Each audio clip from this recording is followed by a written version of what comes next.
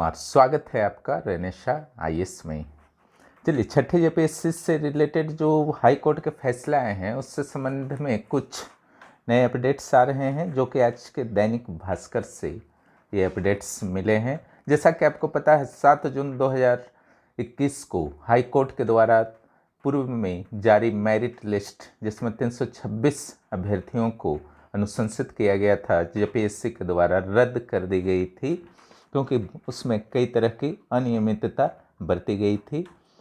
उसी संदर्भ में आज का यह न्यूज है जो कई नए तथ्यों को प्रकट करता है और साथ ही लगभग दैनिक भास्कर को लगभग 60+ ऐसे अभ्यर्थियों के मार्क्स मिले हैं जो किसी न किसी विषय में फेल हैं और दैनिक भास्कर का मानना है कि यह संख्या 100 से अधिक हो सकती है।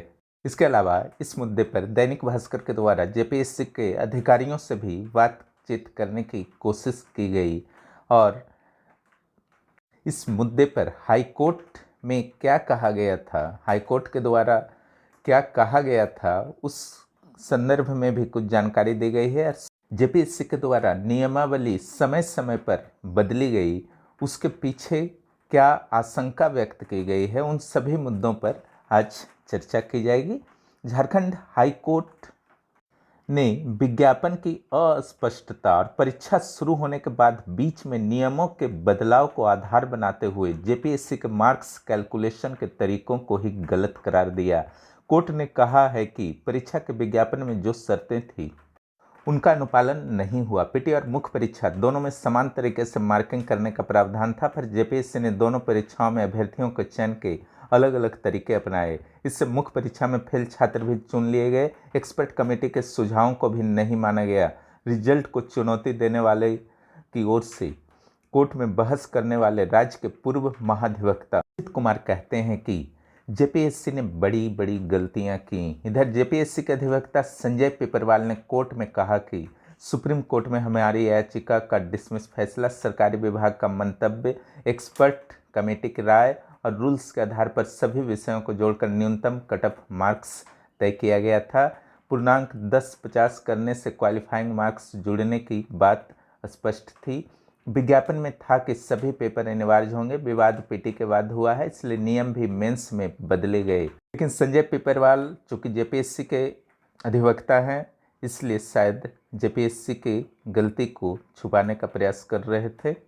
हालांकि कोर्ट ने जेपीएससी की दलीलों को नहीं माना। दैनिक भास्कर के द्वारा अत्यधिक अध्ययन के बाद अलग अलग मुद्दों पर जो नियमावली को चेंज किया गया, उसके पीछे कुछ संशय व्यक्त किया गया है, उससे भी आप लोग समझ लीजिए। पहला, कुल मार्क्स 1050 किए पर नहीं बताया कि क्वालिफाइंग अंक जुड़ेंगे। मेरिट लिस्ट की पहली बार क्वालिफाइंग पेपर हिंदी अंग्रेजी के अंक जोड़े गए, जिससे कुल अंक बढ़ गया और कट ऑफ मार्क्स हासिल करना आसान हो गया। आप लोग समझ ही रहे होंगे। कोर्ट ने पाया कुल मार्क्स को 1050 किया गया, पर यह नहीं बताया गया, क्लियर नहीं बताया गया कि क्वालिफाइंग अंक जोड़कर मेरिट लिस्ट बनेगी। और यह अभी तक नहीं सुना गया कि जो क्वालिफाइंग पेपर होता है वह कहीं जोड़ा जाता है, यानी कि कन्फ्यूजन की सिचुएशन रखी गई थी आयोग के द्वारा।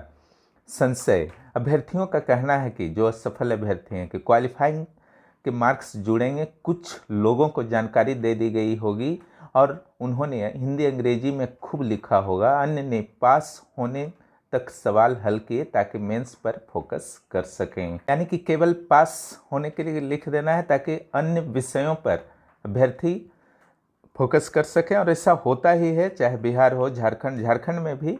ठीक है, 5वीं जेपीएससी तक क्या हुआ है, क्वालिफाइंग मीन्स क्वालिफाइंग होता है, इसको डिफाइन करने की जरूरत नहीं होती है। दूसरा नंबर आइए, हर सब्जेक्ट में पास का नियम तोड़ा गया। खराब प्रदर्शन करने वालों को भी लाभ मिला। झारखंड हाईकोर्ट ने भी माना कि जेपीएससी को बीच परीक्षा में विज्ञापन की शर्तों को बदलने का अधिकार नहीं था। उसने मेरिट लिस्ट बनाने के लिए नियम बदले, अलग अलग विषयों के कट ऑफ मार्क्स तय नहीं कर सभी विषयों को मिलाकर कट ऑफ मार्क्स तय कर दिया। यानी कि परीक्षा के बीच विज्ञापन को नहीं बदला जा सकता है। सुप्रीम कोर्ट का भी स्पष्ट निर्देश है, फिर जेपीएससी ने क्यों बदला, तो इसका संशय भी भास्कर लिखता है। अभ्यर्थियों के अनुसार यह चहेतों के चयन के लिए किया गया। इससे ऐसे अभ्यर्थी भी चयनित हो गए जो कुछ विषयों में कमजोर थे। प्लानिंग सर्विस उन्हें भी मिल गया जो इकोनॉमिक्स में फेल थे। ऐसे बेचारे कौन सा प्लान बनाएंगे राज्य के लिए, और बना भी देंगे तो राज्य का कितना भला होगा आप समझ सकते हैं। तीसरा मुद्दा जो भास्कर के द्वारा उठाया गया है, चयन के लिए पीटी और मेंस का मापदंड अलग अलग कर दिया। विज्ञापन में लिखा गया है कि सभी नियम पीटी और मुख्य परीक्षा में लागू होंगे, पर जेपीएससी ने दोनों में चयन के लिए अलग अलग मापदंड तय कर दिए। पीटी में अलग अलग विषय के लिए अलग अलग कट ऑफ तय किए गया। मेंस में सभी विषयों को जोड़कर कट ऑफ मार्क्स तय कर दिया। पीटी में कई लोगों को मुख्य परीक्षा में बैठने से इसलिए रोक दिया गया था कि वे दोनों पेपर में अलग अलग क्वालिफाइड नहीं थे। हालांकि उन लोगों का जो कट ऑफ मार्क्स था दोनों मिला करके वह पार था। तो मेंस में ऐसा क्यों किया गया, इस संदर्भ में संशय व्यक्त की गई है। छात्रों की दलील थी कि यह गड़बड़ी जानबूझकर की गई। यह कुछ ऐसा था जैसे मैच से पूर्व तय हुआ था कि 6 खिलाड़ी खेलेंगे, पर अचानक 11 खिलाड़ी कर दिए गए। कोर्ट ने भी माना कि गेम में मैच रूल नहीं बदला जा सकता, गेम में रूल को नहीं बदला जा सकता। सुप्रीम कोर्ट का भी यह स्पष्ट डिसीजन है। इन जेपीएससी में बदला गया, एक बार नहीं कई बार। चौथा, पीटी का रिजल्ट 2 बार संशोधित किया गया, पर जिन पर विवाद थे वे हमेशा बने रहे। पीटी के रिजल्ट में अधिक नंबर लाने वाले छट गए और कम नंबर लाने वाले चुन गए। हंगामे पर भी परीक्षा रद्द नहीं की, सिर्फ संशोधित रिजल्ट निकाला। 965 अभ्यर्थियों की एंट्री हुई, विवाद बना रहा। 28,000 को पास कर दिया, मजाक बना दिया गया था। नए नाम जुड़ते रहे, पर जिन्हें लेकर विवाद था वे बने रहे। इसके लिए क्या संशय है? तो छात्रों का कहना है कि दोबारा परीक्षा होने पर पीटी में चुने गए लोग छट सकते थे, इसलिए उसी रिजल्ट में नए नाम जोड़े गए। कोर्ट के आदेश का हवाला देकर 28,000 अभ्यर्थियों की कॉपी भी नहीं जांची। इस तरह से झारखंड के युवाओं के साथ, अभ्यर्थियों के साथ सिर्फ और सिर्फ छठी जेपीएससी के नाम पर मजाक किया गया। पहली जेपीएससी से 5वीं जेपीएससी तक क्वालिफाइंग सब्जेक्ट के मार्क्स नहीं जुड़े थे। ना तो बीपीएससी में जुड़ता है, ना यूपी में जुड़ता है, ना आईएएस में जुड़ता है, यूपीएससी में जुड़ता है। जहाँ भी क्वालिफाइंग सब्जेक्ट्स होते हैं कहीं नहीं जुड़ता है। यहाँ तक कि झारखंड में भी नहीं जुड़ता था, लेकिन यहाँ जोड़ा गया। हाई कोर्ट के आदेश पर नई मेरिट लिस्ट बनी तो बाहर होंगे लगभग 100 ऑफिसर्स। भास्कर ने जुटाए हैं नाम जो मुख्य सब्जेक्ट में हैं फेल। ऐसे लगभग 60 अभ्यर्थियों के नाम भास्कर को मिल चुके हैं, जिसके रोल नंबर पूरी तरह से नहीं दिए गए हैं, कैटेगरी दिए गए हैं, पेपर की संख्या दिए गए हैं, पास मार्क्स कितने हैं और उनके आए कितने हैं। उसके बावजूद ऐसे अभ्यर्थियों को ऑफिसर बना दिया गया। यह अनियमितता नहीं है तो क्या है? भास्कर ने सवाल भी पूछा है जेपीएससी के उन अधिकारियों से जो उस समय रिजल्ट तैयार करने की भूमिका में कहीं न कहीं से शामिल थे। जब तत्कालीन अध्यक्ष सुधीर त्रिपाठी से भास्कर के द्वारा पूछा गया तो उन्होंने कहा कि परीक्षा नियंत्रक को इसके बारे में जानकारी हो गई। और परीक्षा नियंत्रक ज्ञानेंद्र कुमार से जब पूछा गया तो उन्होंने स्पष्ट किया कि गड़बड़ी नहीं हुई है। और पूर्व सदस्य टीएन साहू से जब पूछा गया तो उन्होंने कहा नो कमेंट। इसका अर्थ है कि इन सवालों से जेपीएससी के अधिकारी बचना चाहते हैं, क्योंकि उन्हें भी पता है कहीं ना कहीं गलती हुई है।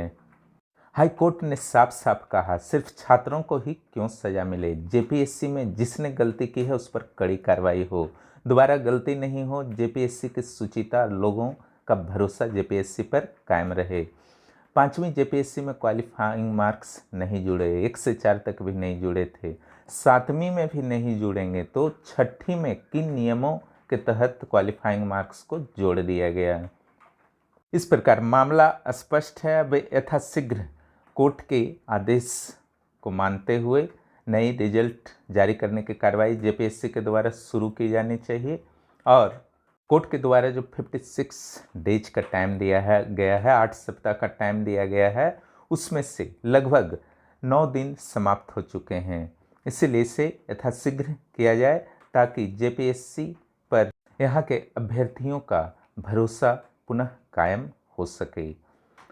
इतना ही अपडेट्स देना था जेपीएससी के संदर्भ में। फिर कुछ अपडेट्स आते हैं तो निश्चित रूप से आपको प्रदान कर दी जाएगी। हिस्ट्री के क्लासेस चल रहे हैं, आप लोग करते जाइए। जो चैनल पर नए हैं सब्सक्राइब कर लीजिए और अपने दोस्तों को भी इस चैनल के बारे में ज़रूर बताएं।